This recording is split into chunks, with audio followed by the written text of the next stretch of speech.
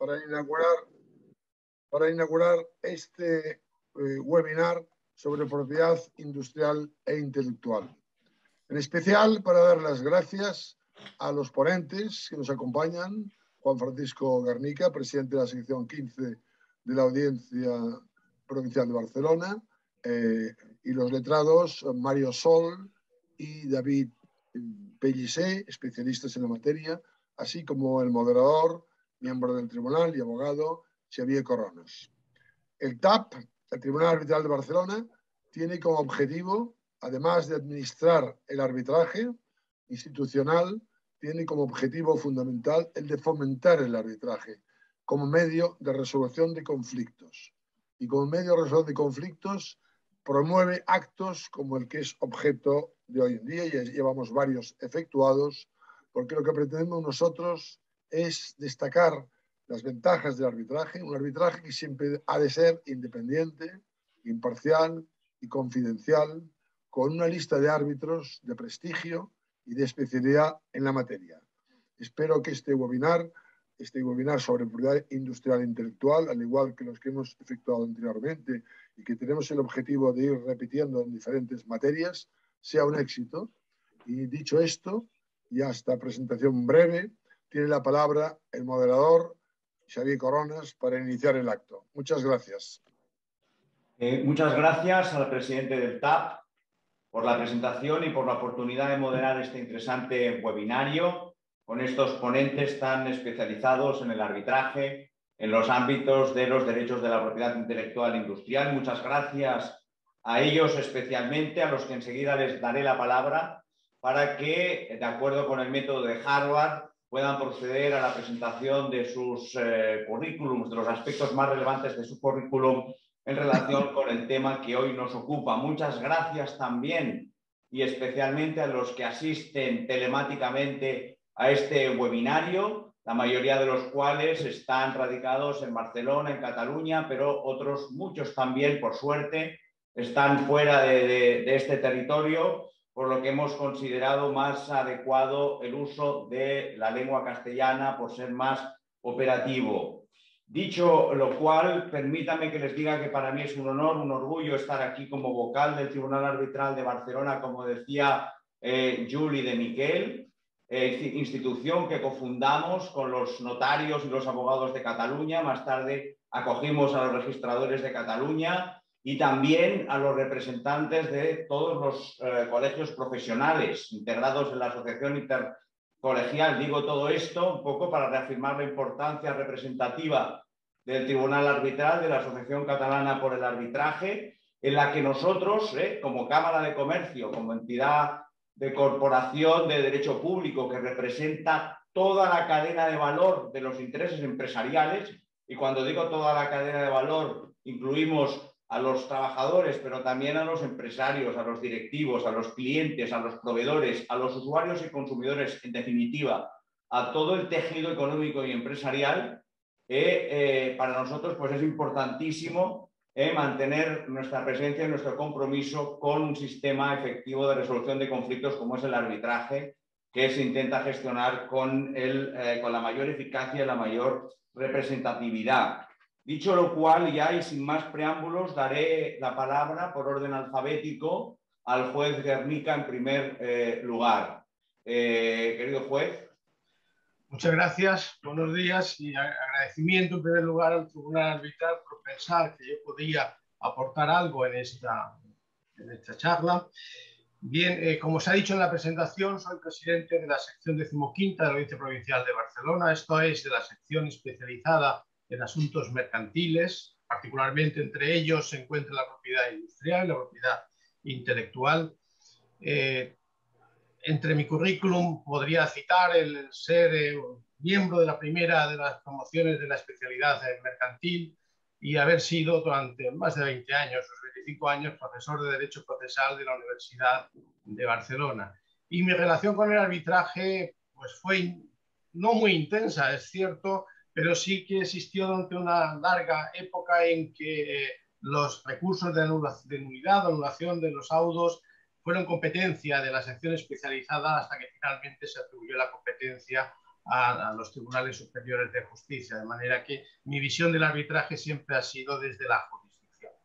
Bien, nada más por mi parte, por ahora al menos, y posteriormente pasaré a la exposición. Muchas gracias. Ahora es el turno de David Pellicer. Hola, buenos días. Grata presencia aquí para mí, participar con vosotros y el agradecimiento por contar e invitarme a intervenir en este webinar. La verdad es que el Tribunal Arbitral, pues sí que de Barcelona, con el que mantengo una relación ya de muchos años. El primer arbitraje lo hice en 2003, pues realmente lo considero como una institución muy próxima. Yo soy abogado, me licencié aquí en Barcelona, en la Universidad de Barcelona. Vengo ejerciendo especializado en el ámbito de la propiedad industrial, derecho a la competencia y defensa y competencia desleal desde hace pues ya 30 años o 35, uno pierde ya la cuenta. Pues entre mi currículum pues está que soy miembro de honor y he sido presidente de la principal asociación en el ámbito de la propiedad industrial en España, que es la IPPI. También a nivel internacional, es la de mayor impacto. Soy miembro de su grupo de estudio a nivel internacional. También soy miembro fundador de la Asociación Europea sobre Patentes. Y aparte de esto, pues sí, mantengo una actividad académica, tanto como profesor del Magister Lucentinus en Alicante, como en el Máster de Propiedad Industrial e Intelectual del Colegio de Abogados de Barcelona, del que soy codirector. Y así, de manera un poco abreviada, pues trabajo en un despacho que ya fundó mi padre, que también había sido árbitro, por cierto, del Tribunal Arbitral de Barcelona. Y pues este es básicamente, de manera sintética, esta es mi presentación curricular. Pues muchas gracias, David, por habernos dado a conocer los trazos más significativos de tu gran experiencia en estos ámbitos de propiedad intelectual e industrial. Y ahora, Mario Sol, si eres tan amable. No se oye. Perdón, había dejado el aparato en silencio. Gracias por invitarme, Xavier, Juli, a este webinario tan interesante. En lo que a mí respecta, mi formación es la de doctor en Derecho, en propiedad intelectual en concreto. Yo escribí mi tesis doctoral sobre propiedad intelectual y luego di clases durante bastantes años, primero en la Universidad Central de Barcelona, después en la UOC y últimamente en ESADE, donde he sido director. Bueno, he estado 20 años en ESADE, justo hasta este septiembre, en donde he dejado la docencia durante un tiempo por lo menos, y en donde he sido director del máster de propiedad intelectual y tecnologías de la comunicación durante 7 años. Mi relación con el arbitraje, desde luego, no es porque sea un experto en arbitraje, sino porque soy conocedor más o menos de la propiedad intelectual entendida en el sentido anglófono, en sentido amplio, propiedad intelectual no como la entendemos en España y en otros 6 países del mundo, sino como propiedad intelectual en la que entra derecho de autor, derecho de marcas, derecho de patentes, derecho al diseño, etcétera, ¿no? Pensiones, claro. Y que es la razón por la cual pues, me han nombrado árbitro, por ejemplo, en la Organización Mundial de la Propiedad Intelectual o en el National Arbitration Forum norteamericano, en el TAP, por supuesto, en Arbitec, de arbitrajes tecnológicos, etcétera, pero siempre por mi relación con el derecho sustantivo, es decir, con la propiedad intelectual, en donde intervengo como especialista, pero no tanto como experto en arbitraje, tareas que dejo siempre en los centros, en donde hay estupendos expertos que manejan las riendas de los arbitrajes con mucha mayor experiencia que nosotros. En fin, esa es mi relación académica. Soy miembro también de IPPI, que es la asociación por referencia en el mundo de las patentes, las marcas, en los diseños, etcétera, y de ALADA, o ALAI en su acepción internacional, que es la asociación más importante en materia de derecho de autor, en donde también estoy en la junta directiva de la rama española. En fin, esta es mi introducción o mi relación con estas materias. Bien, pues hechas estas presentaciones, las cuales agradecemos encarecidamente y valoramos, como los teleasistentes habrán podido comprobar, se trata de personas que reúnen pues, unas trayectorias muy dilatadas, tanto desde el punto de vista académico, como desde el punto de vista profesional, como desde el punto de vista institucional, las cuales pues acreditan su amplio conocimiento y experiencia sobre el sector. Estamos muy orgullosos de contar con ellos, no contar con el único requisito que nos faltaría en este webinario, como es el de la paridad de género, pero como muchos sabrán, las especialistas en mujeres en este ámbito todavía están en desproporción a la presencia masculina. Hecha esta pequeña salvedad y con el permiso de todos ustedes, sí que me permitiría invertir el orden de las intervenciones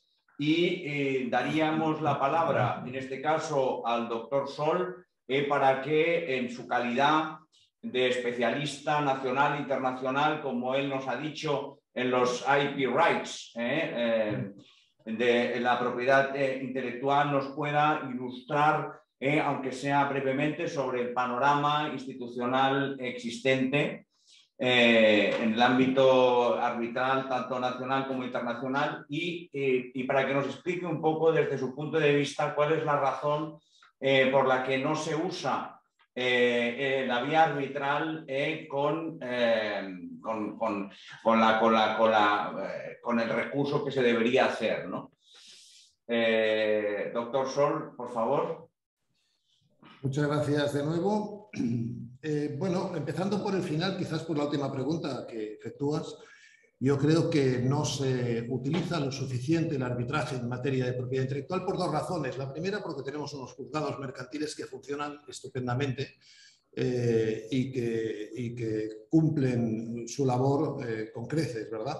Pero la segunda también por desconocimiento, porque es cierto que el arbitraje en muchas ocasiones, y en esta materia en concreto, sería mucho más útil que acudir a la vía jurisdiccional, porque pocas materias tienen un carácter tan marcadamente internacional como el derecho de autor o la propiedad intelectual en general, ¿cierto?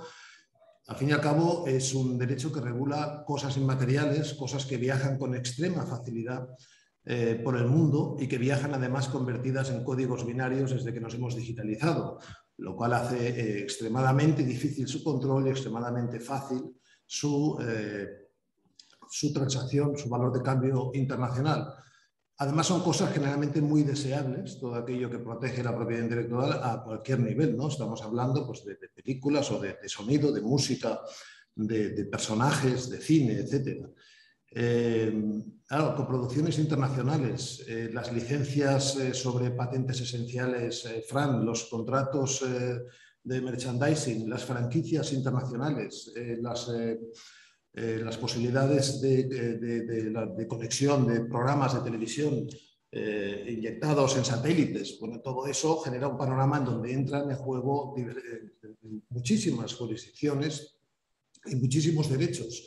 Cuando se produce una disputa, acudir a un tribunal o haber previsto la existencia de un tribunal arbitral es algo que cobra muchas veces interés y que a posteriori pues, es difícil de instaurar cuando hubiera sido lo deseable, precisamente por esas razones, ¿no? Porque ante la eventualidad de una disputa, la posibilidad de seleccionar un centro experto y la posibilidad de seleccionar un tribunal experto ante la disyuntiva de acudir a alguna jurisdicción que quizás no tiene los conocimientos necesarios o no tiene la experiencia necesaria en esta materia, pues cobra ventaja y eso solo se puede conseguir a través de un tribunal, de un tribunal arbitral.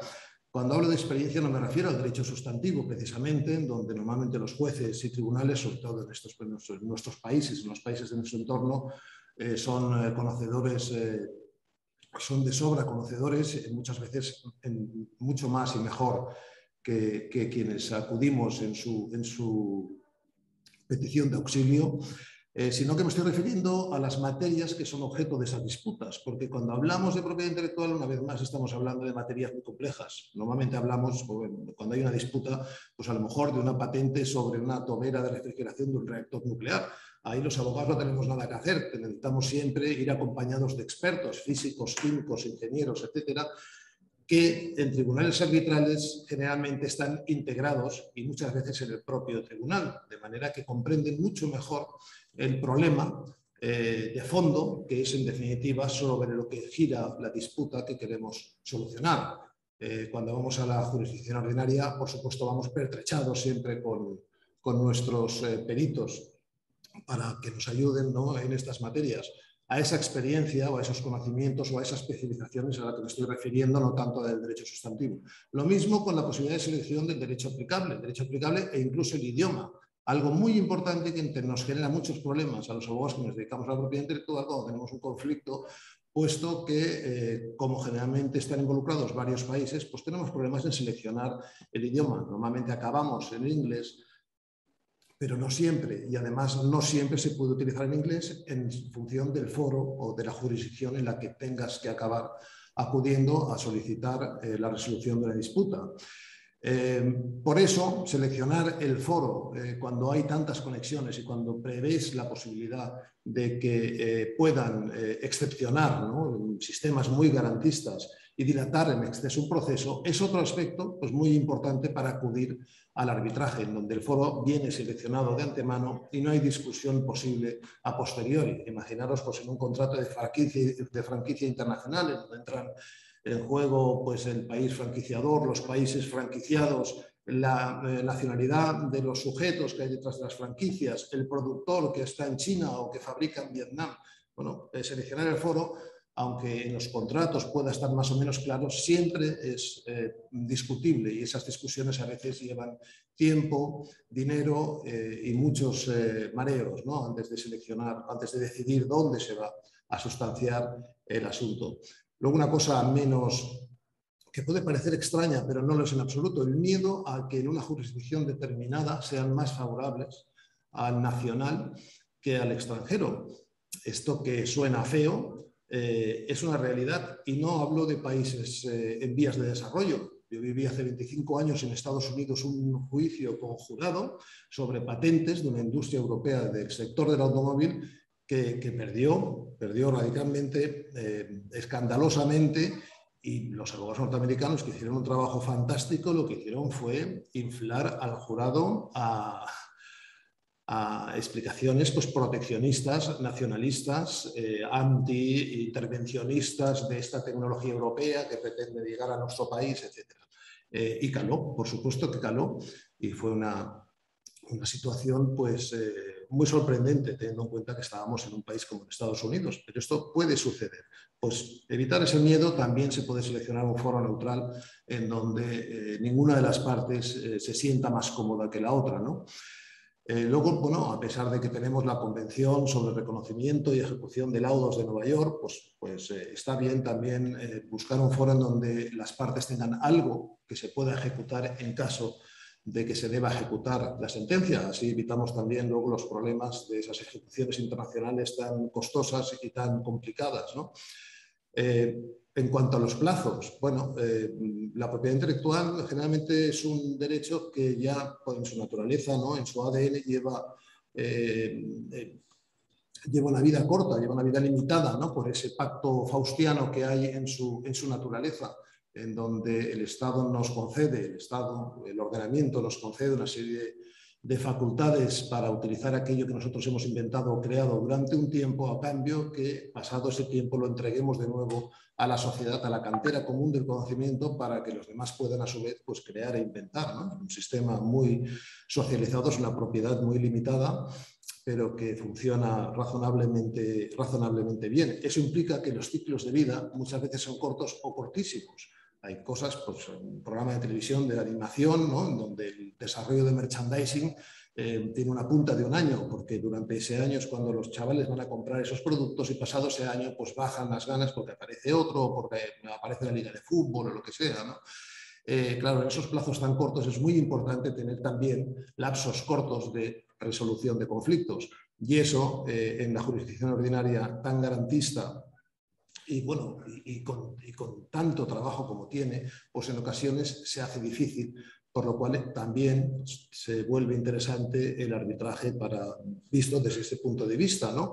De la misma forma que en ocasiones ya por la lentitud de los propios juzgados o porque están colapsados. Hay juzgados, los mercantiles la verdad es que no, pero si nos cayera un tema de estos en un juzgado de esos civiles que llevamos 6 o 7 años, ¿no?, para resolver una materia, pues imaginaros la importancia cuando tienes una resolución, pues ya no tiene ningún sentido, ¿no? Ha pasado, ya nadie se acuerda ni del personaje de televisión del que estábamos hablando. Y en definitiva, pues quizás la confidencialidad, que es otro elemento esencial en el arbitraje, y que es muy difícil de mantener en la jurisdicción ordinaria.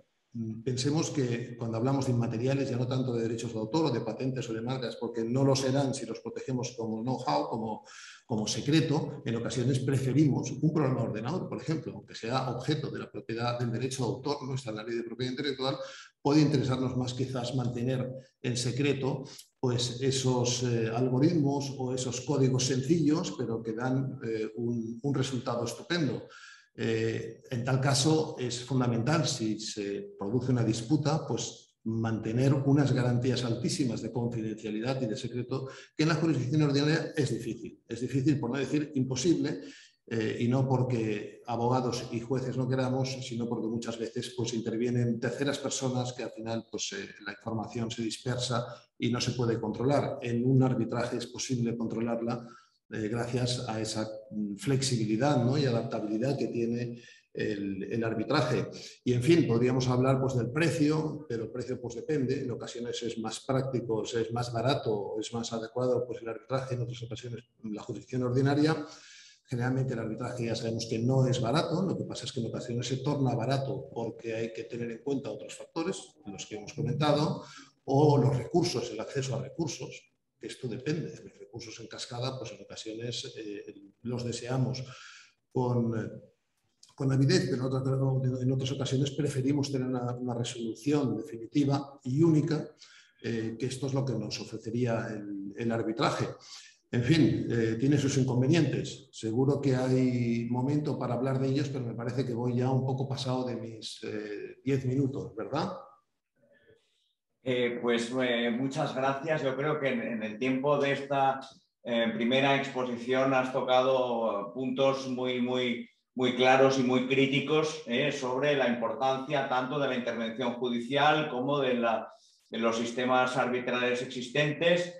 Y nos has explicado pues, aquellas diferencias que se pueden plantear siempre ante el caso concreto. Yo me quedaría, si me permiten, con la última de las cosas que ha señalado el profesor Sol, de que el arbitraje no es barato.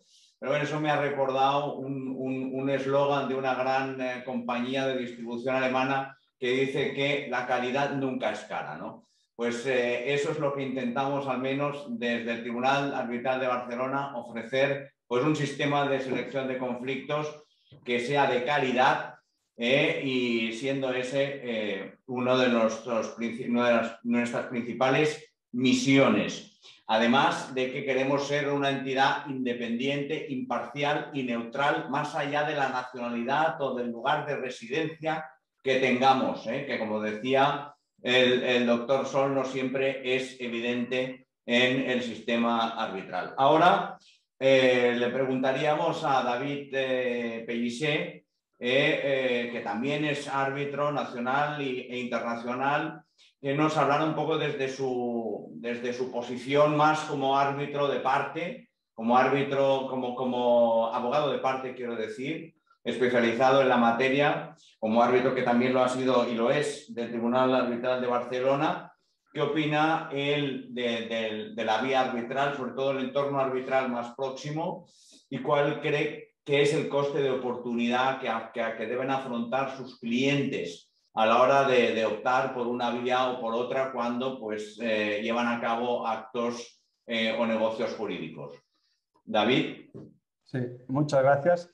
A ver, yo empezando quizá por la última consideración de Mario, que aquí se ha dicho sobre si el arbitraje es caro o barato. Bueno, normalmente el arbitraje en el ámbito de propiedad industrial e intelectual es entre empresas y el tiempo es dinero. Entonces yo creo que cuando se habla del coste del arbitraje, yo creo que hay una variable que es la del tiempo, que yo creo que eso también obliga a tomar en una perspectiva más completa lo que es verdaderamente el coste. Mi experiencia personal es que al final, teniendo en cuenta que un arbitraje pues, se puede resolver en un año, comparado con lo que es un litigio judicial con todas las instancias, el arbitraje no acaba siendo más caro. Esa es mi experiencia. Sobre todo si se tiene en cuenta que hoy en día en la vía judicial, especialmente en el ámbito de las patentes, pero esto ya se ha extendido a otros ámbitos como el de las marcas o diseños, y así lo consideran los tribunales de Alicante, hay una tendencia a posponer a ejecución de sentencia todo lo que es la cuantificación de los daños y perjuicios. Eso hace que es verdad que las sentencias que tenemos en España con la especialización mercantil que ha habido y con, yo creo que clara vocación de la inmensa mayoría de los magistrados y magistradas en esmerarse, la calidad es excepcional, pero con algo que no pueden realmente lidiar tan fácilmente es con el problema de tiempo. Claro, cuando hablamos de los conflictos en el ámbito de la propiedad industrial siempre se mueven en conflictos dinámicos, es decir, que son conflictos del mercado, del momento, y necesitan una respuesta realmente clara. Y se me dirá, bueno, eso sobre todo ocurre con el actor o el titular de los derechos. Bueno, pero eso cada vez está pasando más con el demandado. Y me voy a explicar. El demandado, cuando es demandado por infracción de derechos de propiedad industrial, tiene esa incertidumbre sobre cuáles van a ser los riesgos y los importes indemnizatorios que tiene en juego. Y eso le obliga a efectuar unas reservas de recursos y aprovisionar unos importes para posibles indemnizaciones que los abogados, todos lo sabemos, estamos sometidos a las peticiones de nuestros clientes para que establezcamos las previsiones de riesgos. Evidentemente eso es porque son litigios que pasan de año en año, mientras que en el ámbito del arbitraje esto no ocurre porque normalmente son mucho más rápidos. Para mí, la experiencia como letrado de parte siempre ha sido muy satisfactoria en el ámbito del arbitraje. De decir que tanto en el TAP como en todos otros foros siempre son árbitros de máxima calidad. Incluso tiene una ventaja que no es despreciable respecto al sistema judicial, que es que, por ejemplo, en litigios que son técnicos, especialmente patentes, es más fácil que se incorpore a la defensa o el tribunal arbitral permita que se incorpore a la defensa algún agente de patentes o algún experto para que en los interrogatorios puedan captar con mayor profundidad todas las respuestas que hagan los peritos designados por las partes, y eso se asemeja mucho más a los modelos de tribunales de patentes que, por ejemplo, se ha instaurado ahora con que está pendiente de entrar en vigor, el Tribunal de la Patente Unitaria. Ahí esa colaboración se permitirá, es decir, que en el banquillo de la defensa no solo está el abogado, sino la gente de patentes, y eso pues el sistema arbitral lo puede facilitar, y yo creo que ahí hay una facilidad, una apertura de menor rigorismo en el sistema procedimental que yo creo que es encomiable. Yo pienso que realmente si hay dificultades en que este sistema arbitral, que en abstracto es muy idóneo, yo creo que las dificultades pueden venir, como ya ha apuntado un poco Mario, del tema de la confidencialidad de los laudos. Es una cuestión que se ha debatido mucho a nivel internacional en el ámbito de la propiedad industrial e intelectual, porque ¿qué ocurre? Que muchas veces el titular del derecho pues busca, no diré la palabra aviso para navegantes, pero sí que le interesa una divulgación de su dinamismo en la defensa de los derechos y también pues de este modo utilizar un efecto expansivo de esa resolución que con el laudo arbitral queda un poco privado. Pero ahora me consta que hay muchas instituciones que ya permiten a las partes establecer e incluso facilitar que esta confidencialidad quede derogada porque eso se considera que puede atraer más el arbitraje. Porque realmente cuando el Tribunal Arbitral de Barcelona tiene la impresión de que el arbitraje aquí no acaba de arrancar del todo, yo diré que es un poco una tendencia bastante internacional. Es decir, uno se acerca a las estadísticas de la OMPI y lo que son arbitrajes, que no son de tomas de nombres de dominio, sino realmente de OMPI, la Organización Mundial de la Propiedad Intelectual. Hay cierta estabilidad, es decir, que no crecen ya tanto los asuntos, hubo un inicio que sí, pero ahora hay cierto, no de estancamiento, pero crecen lentamente. Que no quita que otros foros, por ejemplo, ahora se haya creado en el 2018 el Centro Internacional de Arbitraje de Patentes en Tokio. Ese Centro de Arbitraje Internacional en Tokio, ese ya tiene una misión muy clara y una vocación muy clara. ¿Cuál es? Bueno, pues sabemos todos que las patentes tecnológicas, sobre todo en el ámbito de las telecomunicaciones y el software, etcétera, estas se están produciendo en Asia. Entonces, es una iniciativa en la que participan pues, Japón, Estados Unidos, China, que China es el mayor generador de patentes en este ámbito, y ahí lo que buscan sobre todo es dirimir los conflictos en temas de estándares de patentes, ¿vale? Es decir, cuando estas patentes que nosotros utilizamos en el móvil utilizamos una barbaridad, pues esas patentes pueden se llegan a acuerdos para licencias, pues, llamámosle obligatorias para entenderlos. Ahí todos esos centros, tanto en la OMPI, incluso la Oficina Europea de Patentes, han promovido siempre que estos centros arbitrales tengan la facultad de pronunciarse sobre la validez de las patentes y de las marcas. Y lo que dice, incluso todos los Estados miembros de la Convención de la Patente Europea, llegaron a un acuerdo en el año 2000 sí, una manifestación conjunta que lo que decía era que todos los países lo que habían de promover era la posibilidad de que un tribunal arbitral pueda examinar la validez de una patente con ocasión de una acción de violación, pero decía sin que tenga efecto más allá de interpartes, ¿vale? Decía también esa recomendación que es de 16 y 17 de octubre de 2000, sin perjuicio de que los estados puedan darle un efecto más amplio.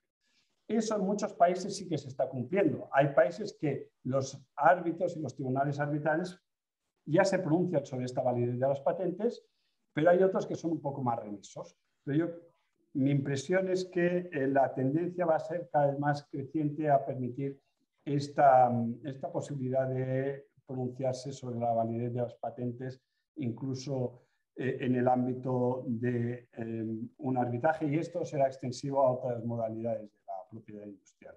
Yo no sé si con esto ya como introducción he dado un poco de respuesta a lo que me planteabas, pero bueno, hay más temas para comentar que quizá ya los dejo para más adelante. Bien, muchas gracias, David. Aprovechamos el momento para decir a los asistentes que ya pueden empezar a disparar con preguntas y con intervenciones porque, como verán, el debate se está animando. Bien, hemos dejado para el final, y no es por casualidad, la intervención del juez Juan Francisco Garnica, porque como saben, en los procesos judiciales y también en muchos ámbitos profesionales, los jueces son los que tienen la última palabra. Y por tanto, recabamos ahora la palabra de nuestro ponente para recabar su opinión sobre la importancia de las vías, la importancia que según él tienen las vías alternativas de resolución de conflictos en el contexto de su trayectoria profesional, evidentemente, y cuál es su opinión también de los costes que en la práctica se acaban dilucidando, se acaban dirimiendo entre las partes siempre en conflicto. Y no me refiero solo a los costes económicos, me refiero también a los costes psicológicos o a los costes de gestión empresarial, a los costes también a los que se refería David Pallisé cuando hablaba de la importancia del tiempo, ¿no? Del tiempo como clave productiva fundamental.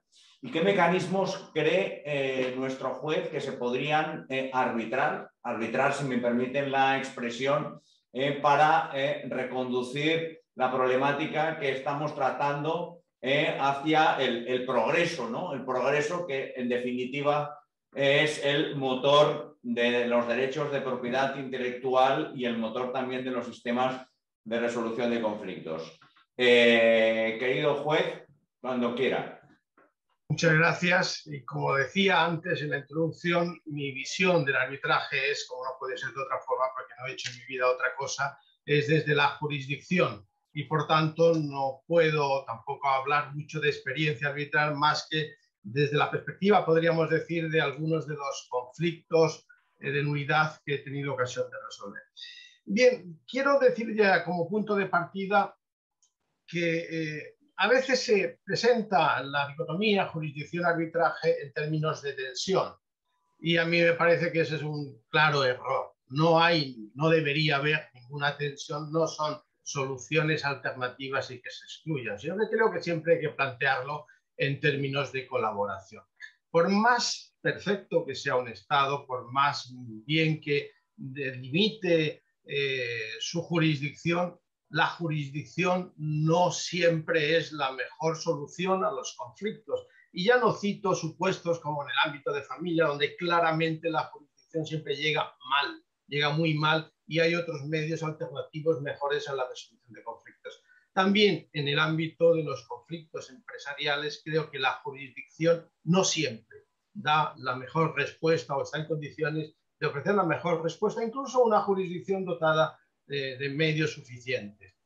Bien, y yo la verdad es que oyendo a los ponentes que me han precedido en el uso de la palabra y sobre todo recogiendo mi experiencia como juez en temas complicados, muy complicados, como suelen ser los temas, particularmente los de patentes, siempre he echado en falta dos cosas que en cambio, si fuera árbitro, sí que tendría. Y que creo que es muy importante para resolver bien estos conflictos. La primera de las cuestiones es la elección del perfil de quien ha de resolver el conflicto. En la jurisdicción no se puede elegir, como bien se sabe, sino que toca el tribunal y la capacidad de elección es mínima, podríamos decir.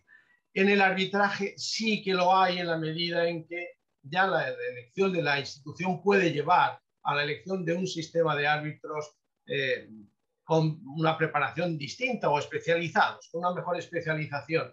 Y dentro de incluso de la institución que también se pueda gestionar mejor la elección de árbitros adecuados al conflicto particular. Ya no, por tanto, no es la elección de la persona, es la elección del perfil.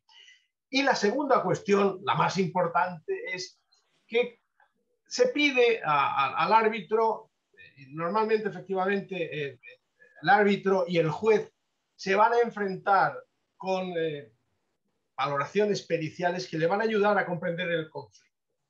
Pero en esas valoraciones periciales, en la jurisdicción, los jueces estamos solos y ese es un grandísimo problema. No se pueden imaginar lo que sufrimos los jueces en los asuntos de patentes a la hora de elegir qué perito nos miente menos o qué perito realmente podemos creer. Esa es una cuestión muy complicada y a la que tenemos que enfrentarnos y siempre nos quedamos con la duda de si realmente hemos acertado.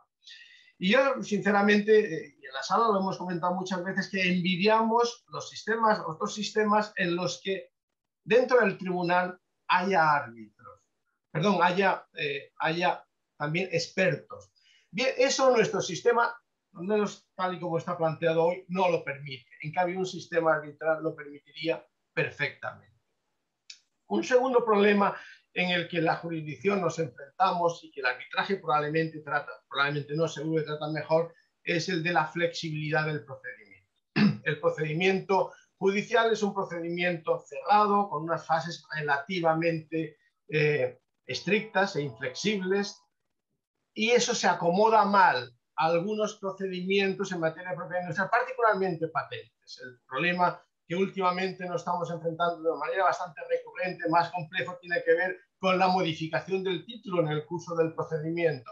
Cuando el título se modifica, los términos en que el litigio se planteó se modifican y eso nos origina un verdadero drama para poder resolver el conflicto de acuerdo con las reglas del procedimiento. Y con frecuencia tenemos que romper el procedimiento, es decir, nos tenemos que saltar la ley para poder dar una solución. En el arbitraje no hay necesidad de eso, porque el propio procedimiento arbitral permite esa flexibilidad de la que nosotros carecemos. Bien, yo creo que esa es la visión que lo que el arbitraje podría mejorar y lo que puede hacer que esas relaciones de colaboración en muchos sentidos puede hacer preferible el acudir al arbitraje al acudir a la jurisdicción, al menos desde la perspectiva en que yo como juez puedo analizar los conflictos que tengo que resolver como juez. Por otra parte, quería también hablar de que la relación, como decíamos, arbitraje y jurisdicción es una relación de colaboración. Y en esa relación de colaboración, la colaboración que prestamos los jueces al arbitraje son fundamentalmente en dos momentos. En el de la ejecución y el segundo momento, otro momento distinto, el de las medidas cautelares. En la ejecución, uno de los puntos esenciales que tiene que ver con nuestra materia es el relativo a qué es arbitrable y qué no es arbitrable. Dedicaré unos minutos a esta cuestión y luego hablaré también del segundo aspecto, que es la posibilidad de acudir a medidas cautelares indistintamente al propio árbitro o a la jurisdicción. En cuanto a la primera de las cuestiones, es una cuestión muy discutida, qué es arbitrable y qué no es arbitrable. La mayor parte de países se basan en una cláusula general para decidir. En el nuestro eso es lo que hace la ley de arbitraje. Aquellas materias que son disponibles, sobre las cuales las partes pueden concertar su voluntad, son arbitrables. Aquellas materias en que no existe esa posibilidad de disposición no son arbitrables. Ahora bien, la cuestión está en decidir sobre qué materias hay posibilidad de disposición y sobre qué materias no, ¿verdad? Ese es un gran tema, es una gran cuestión. Y si vemos en el entorno que ha ido ocurriendo, efectivamente, como decía, creo que era David antes, la tendencia está en la arbitrabilidad de todo. La experiencia, yo creo que más cercana que tenemos en ese sentido es los Estados Unidos, que desde una perspectiva de hace unos años hasta los inicios del siglo, pues también cuestionaban la posibilidad de acudir al arbitraje sobre la validez del título, por ejemplo en patentes. Ahora ya lo han admitido íntegramente y las normas internacionales van también de esa mano de admitir la posibilidad de que en el arbitraje no solo se cuestione la infracción, que es, en casi ninguno de los países se cuestiona, sino que también se pueda cuestionar la validez del título. ¿Qué ocurre en España? ¿Es posible cuestionar en el arbitraje la validez del título? Como primera regla tenemos que decir que no. Ni en España ni en Alemania tampoco, que es otro modelo próximo a nosotros. En principio digo como regla que no. Ahora bien, ¿qué ocurre cuando la validez del título no es el objeto principal del contrato, sino que el objeto principal es la infracción, que es lo más frecuente? Con mucha frecuencia, los procesos en materia de propiedad industrial no arrancan por una demanda de validez o de nulidad, arrancan por una demanda de infracción. La cuestión que se está planteando, y creo que de esta sí que hay un gran campo al arbitraje, es si dentro de ese proceso de infracción se puede cuestionar la validez. Bien, para dar respuesta a esa cuestión hay que distinguir las dos formas posibles de cuestionar la validez. La primera, que es como reconvención, podríamos decir, y la segunda es de manera incidental, de manera prejudicial. En el primer sentido, es decir, Con efecto de cosa juzgada, la respuesta en nuestro país es tajantemente no. No se puede cuestionar como acción ante el arbitraje la validez, porque entre otras cosas la ley de marcas así lo dice, y de la ley de patente del 136, más o menos, no está muy bien redactado, pero más o menos también se deduce esa misma idea. Ahora bien, que no se pueda cuestionar la validez como objeto principal del proceso no significa que en el arbitraje no se pueda cuestionar incidentalmente. Como mera excepción, podríamos decir, desde mi punto de vista, no hay ningún inconveniente serio a que se pueda cuestionar la validez por esta vía, es decir, con efectos interpartes. Esto, como verán, es más o menos lo mismo que en el sistema americano cuando han introducido el cuestionamiento de la validez en el arbitraje, con eficacia interpartes. Es cierto que esto es un seudónimo, podríamos decir, una forma un poco peculiar de concebir el arbitraje, sin efectos erga omnes, no puede ser de otra forma, lógicamente. De manera que la validez del título entre las partes habrá pronunciado ahí con efectos. Ahora bien, lo que no se podrá conseguir es que el arbitraje determine la validez de la nulidad del título y que el titular pierda ese título. En definitiva, se modifique el registro correspondiente y pierda la validez del título. Por tanto, se producirá una eficacia limitada, interpartes, en cualquier caso. Pero eso no quita que la validez del arbitraje como sistema no solo de cuestionamiento de la infracción, sino también del sistema de continuamiento de la validez esté ahí. Yo creo que está ahí. La segunda cuestión, ya he agotado el tiempo, la segunda cuestión tiene que ver con el sistema de medidas cautelares. Solo añadir que en nuestra ley permite que las medidas cautelares tanto las pueda conceder el árbitro como las pueda conceder el tribunal. Pueden acudir al juez ordinario. Y en ese caso, un modelo u otro, el que se acuda a un tribunal u otro, al propio árbitro o al tribunal, dependerá sobre todo de la eficacia de la resolución. Si se acude al árbitro, el problema que tendrá el árbitro probablemente es que la resolución no la podrá hacer eficaz directamente, tendrá que pedir la ejecución ante el tribunal ordinario, mientras que si la medida cautelar la pide ante el tribunal ordinario, pues el propio tribunal ya podrá ejecutarlo. Pero por lo demás, la posibilidad de adopción de medidas cautelares por parte del árbitro está perfectamente prevista y su utilidad en muchos de los casos de propiedad industrial pues podría estar ahí encima de la mesa puesta. Nada más por mi parte y quedo a su disposición luego también para el coloquio. Bien, muchas gracias, juez Garnica. Bueno, ha dicho cosas, todas ellas importantísimas. Una de ellas es que una de las diferencias fundamentales entre la jurisdicción, entre el recurso a los tribunales y el recurso a las instituciones arbitrales es la elección de la persona que vaya a resolver el conflicto.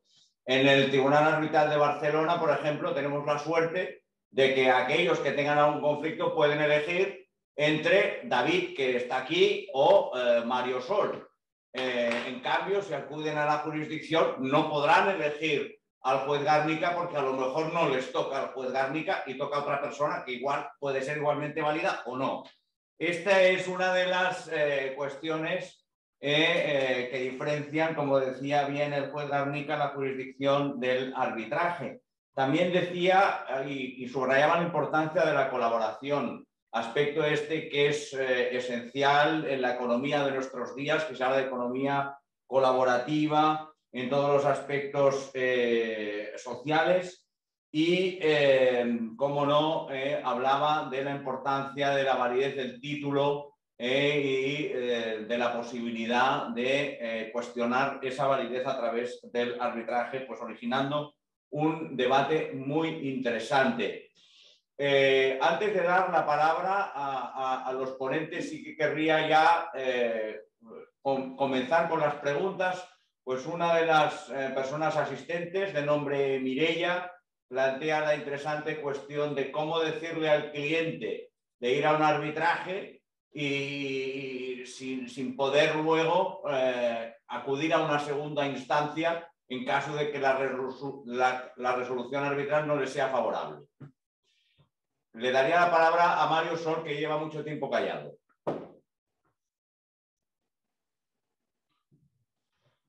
Sí. A mí me hacía más gracia la segunda pregunta, la de Antonio Romaní, sin duda, porque me afecta directamente y la entiendo perfectamente, pero creo que esa tiene fácil solución si adecuamos los códigos deontológicos, ¿no?, a la situación de cada uno de nosotros. En cuanto a la pregunta de Mireia, bueno, pues es una cuestión muy estratégica y que va a depender de la situación o del conflicto que tenga entre manos, o con los conflictos que puedas prever como abogado que se puedan producir en aquel caso concreto. O sea, en qué ocasiones no nos va a interesar que exista una segunda instancia. Bueno, depende también de la corte de arbitraje que hayas seleccionado, de los árbitros que hayas seleccionado, de la prisa que tengas en resolver una cuestión y de arriesgarlo todo realmente a una carta. Eso que comentaba antes. Hay gente que, si lees algún tratado sobre arbitraje, te hablan de la inexistencia de recursos en cascada como una de las ventajas del arbitraje. Bueno, depende. Yo estoy de acuerdo con Mireia, es una situación que hay que valorar caso por caso. En algún caso puede ser más interesante, pero en muchos otros pues no será más interesante. Es preferible tener la posibilidad de recurrir. Sin embargo, yo creo que está en la pregunta está la respuesta, ¿no? La gracia precisamente, la virtud del arbitraje es ir directamente a un tribunal muy experto, en un centro muy experto, en una materia muy concreta, en donde tienen que solucionar de una vez un conflicto determinado. Por eso no entrarían recursos, ¿no?, en estos casos. David, ¿tú qué opinas? ¿Cómo le dices a uno de tus clientes que si pierde el arbitraje no va a poder impugnar? Bueno, yo estoy de acuerdo, y no es la única vez, con Mario. No, yo creo que hay un tema cultural, es decir, que quizá forma parte del desconocimiento del arbitraje. Al menos mi experiencia personal es que los índices de satisfacción ante una resolución arbitral no son en un caso inferiores a los de una resolución judicial, aunque sea definitiva. Es decir, en el otro caso, tú te acabas comiendo todas las instancias y satisfacción nunca la tienes. Es más un recurso psicológico el de decir, bueno, igual vuelvo a probar suerte con otra instancia y buscas una cuarta, ya si la casación todavía no te ha dado satisfacción, ¿no?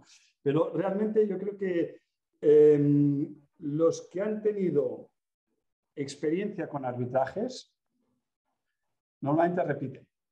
Y las empresas que lo incluyen en sus cláusulas contractuales, no he visto ningún caso de empresas que incluyan en una cláusula contractual en un contrato, una cláusula de arbitraje y la acaben retirando. Esa es la realidad. Yo creo que es un tema cultural y de difusión. Bien, muchas gracias. Ahora tenemos una nueva pregunta que plantearemos a los ponentes, pero miro muy especialmente al juez Garnica, porque esto va de imparcialidad. Nos dice uno de los asistentes si no sería mejor restringir el papel de árbitro a profesores de universidad, a juristas, en definitiva, a operadores jurídicos no colegiados en ejercicio, ya que opina la persona que nos pregunta, Antonio Roma, si el hecho de que haya abogados en ejercicio actuando de árbitros no puede suponer un riesgo de conflicto de interés. Bien, yo tengo que decir que al dar la respuesta no sé si puedo ser imparcial.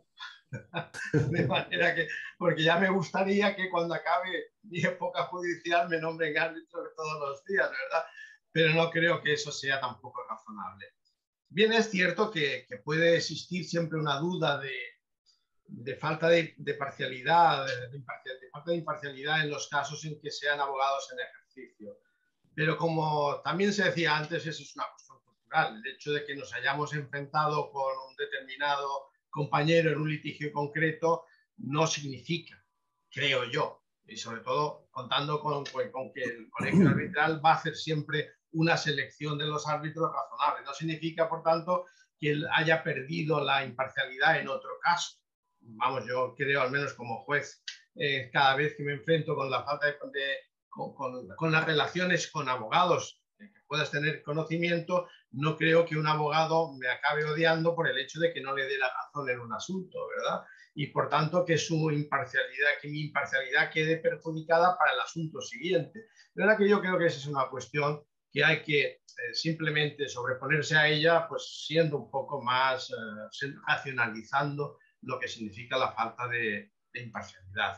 Por tanto, yo no creo que aquí haya una falta de imparcialidad, y de hecho el costo de perder a los buenos profesionales en una edad razonable, además de resolución de conflictos, como posibles árbitros, yo creo que es mucho peor que el pretenderlo reservar solo para gente que no tiene experiencia práctica o que la ha tenido y está ya en la última fase de su vida.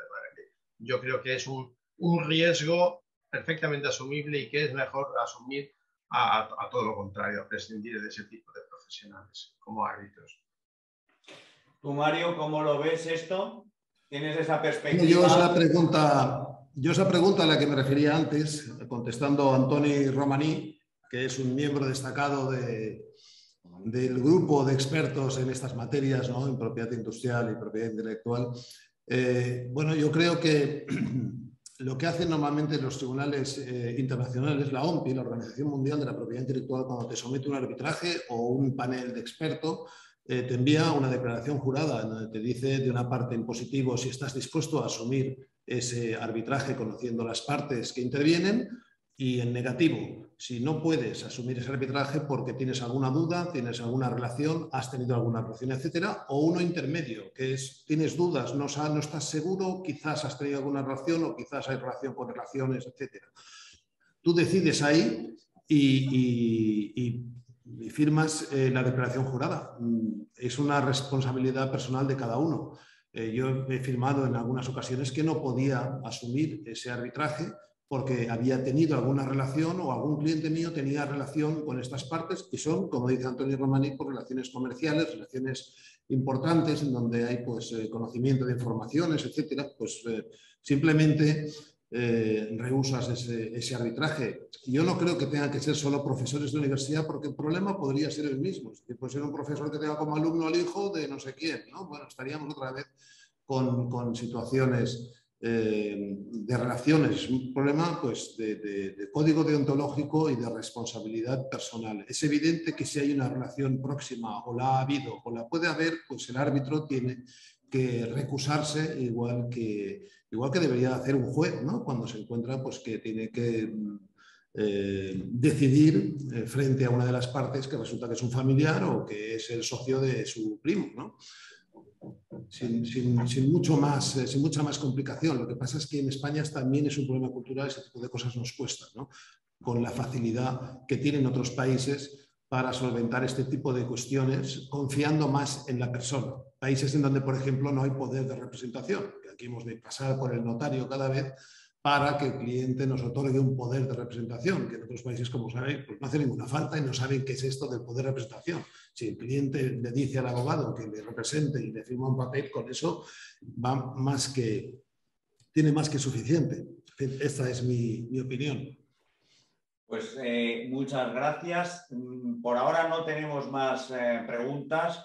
Bien, a lo largo de las diversas intervenciones yo creo que ha quedado claro las ventajas de la vía del arbitraje, también, como no, las ventajas de la intervención jurisdiccional. Lo que yo creo que todos podríamos concluir es que en todo caso hemos de estar al caso por caso, a la situación concreta en la que en una determinada situación pues nos va a decir si queremos optar por una vía o por la otra, siempre en la mejor defensa de los intereses de las partes en el conflicto. Ya para terminar, sí que me gustaría pedir a los ponentes, y esta vez empezaré por David Pellicer, que concluyan con un tuit o con un titular, si me permitan la expresión, su participación en este webinario, que le volvemos a agradecer. David, por favor.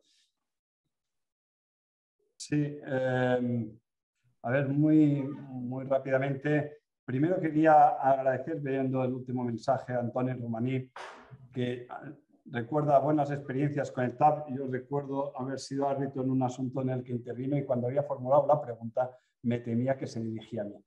Bien, yo no recuerdo si al final fue el abogado contrario, me acuerdo que era el antiguo presidente del Tribunal Arbitral, entonces todavía no era Jesús María Alfonso. Y luego pensaba, bueno, yo es verdad que en ese asunto, como es habitual, conoces a mucha gente en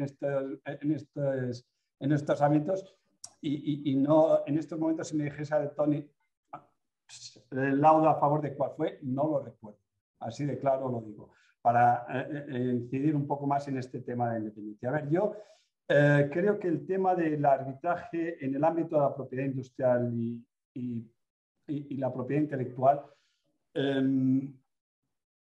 está llamado a ir ganando peso, sobre todo en los temas de gran componente técnico, pues por lo que decía nuestro compañero Juan, es verdad que hay temas que a medida que se van incrementando la sofisticación tecnológica para los tribunales ordinarios es una dificultad que es compartida por todos. Es decir, cuando él comentaba, es que un tribunal nacional se queda ahí, sobre todo en España, sin echa falta esta ayuda a un experto en la materia al que pueda asesorar. Eso, por ejemplo, lo solventan en otras latitudes y le facilitan un acceso a estos expertos. Ahí ya es un tema de garantías para si es experto que interviene externamente, pues realmente ha de ser objeto de, si se quiere, un poco de, bueno, de vigilancia o un garantismo que evite que al final dicte el laudo o la sentencia ese experto que está asistiendo al juez, pero yo, o al árbitro. Yo ya como a nivel de provocación sí que quería un último apunte. Está en estos momentos en modificación la ley de patentes, la ley de marcas, hay un anteproyecto, está en discusión y una de las cuestiones que se plantea es la introducción de la posibilidad de suspender los procedimientos judiciales en casos de litispendencia y conexión de causas porque está en cuestión, por ejemplo, la validez del título ante una oficina, etc. Ahí yo lo dejo más como tema abierto, cómo se enfrentarán los procedimientos arbitrales a una situación como esta. Y con esto ya más provocativo que otra cosa, pues lo dejo ahí y agradezco la posibilidad de haber intervenido en este webinar. Gracias, David. Mario, tu tuit de menos caracteres, si es posible. Mi tuit está en la línea de lo que ha dicho Juan Francisco Garnica. Me ha gustado mucho. Colaboración. La colaboración entre la jurisdicción y los centros de arbitraje no solamente es necesaria, sino que puede ser estupenda y puede ayudar tanto al justiciable como a la justicia, como a los centros de arbitraje. Creo que tendría que estrecharse más esa colaboración y difundir mejor esta cultura del arbitraje para que la gente entienda que es algo que discurre paralelo a la jurisdicción y no se enfrenta ni va en contra, ni es de menor ni mayor calidad que la jurisdicción ordinaria, ¿verdad?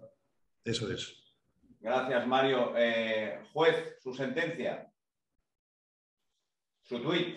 Mi tuit es que arbitraje y jurisdicción son complementarios y hay mucho futuro en la propiedad intelectual para el arbitraje. Pues muchas gracias. Hemos llegado al final. Tenemos al presidente Juli de Miquel por si quiere clausurar este webinario. Tiene el micro cerrado.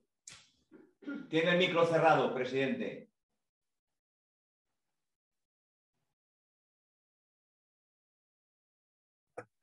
Bueno, pues muchas gracias. Ha sido un placer oír, escuchar con atención las intervenciones de los ponentes y creo que ha sido muy útil porque hemos estado comentando las ventajas que puede reportar el arbitraje en estas materias de propiedad industrial y propiedad intelectual. Y creo que ha habido algunas intervenciones que han permitido mirar con esperanza y con optimismo el arbitraje. El Tribunal Arbitral de Barcelona procuramos, y en este sentido hemos hecho un cambio total de la lista de árbitros, procuramos que los árbitros sean especialistas en las diferentes materias. Y para tener la lista de árbitros, recientemente hemos hecho una selección en base de los currículums de las personas, de reuniones en el tribunal arbitral, y estamos convencidos de que en todo caso siempre son personas muy adecuadas para el conflicto. Y sobre todo quiero añadir algo más que a una de las preguntas que se ha formulado, que los árbitros manifiestan bajo juramento el ser imparciales, el no tener conexión ninguna, ni ellos, ni ninguna personas a ellos vinculadas con las partes o con los letrados de las partes, y que se comprometen a la confidencialidad y a la independencia durante todo el proceso arbitral. Creo que esas manifestaciones bajo juramento efectuadas por profesionales de categoría con años de experiencia son una garantía sobre esta independencia e imparcialidad del arbitraje, que creo que sí que es fundamental para que todo el mundo esté tranquilo con la resolución arbitral. Muchas gracias a todos y esperamos vernos muy pronto. Muchas gracias. Muchas gracias. Gracias a vosotros. Hasta pronto. Adiós, adiós. Gracias. Gracias. Hasta pronto. Gracias a todos. Buen fin de semana. Igualmente. Gracias. Juan Francisco, Juli. Muchas gracias a todos. Adiós. Sí, sí, sí.